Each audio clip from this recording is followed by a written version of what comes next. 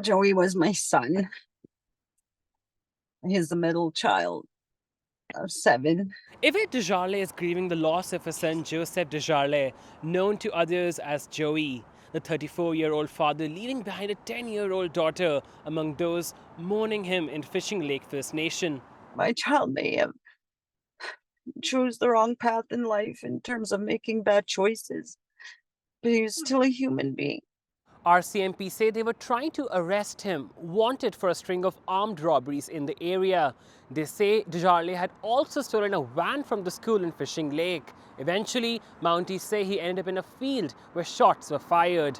RCMP say he was injured inside the van, and the paramedics later pronounced him dead.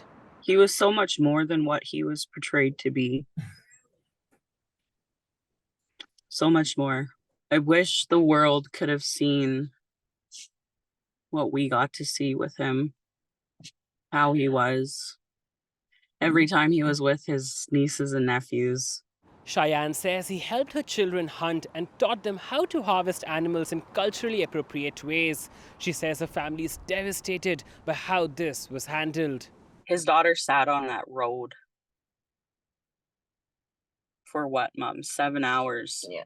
The majority of the time, his daughter sat on that road, upset because her dad was laying there on the ground before they removed his body. The Saskatchewan Serious Incident Response Team, or SIRT, is calling this as an officer-involved shooting. It's now investigating what led up to Desjardins' death and how RCMP handled the situation. I just want to know the details of why they shot my son and how many times they shot him. I want to know. There's a lot of questions I have. He's not going to be just another dead Indian at the hands of the RCMP. This is the third investigation launched by SIRT into the death of an Indigenous person involving police in less than a month. There has been no word from the police whether or not a gun was seized. The family says they deserve answers. Pratish Dayal, CBC News, Saskatoon.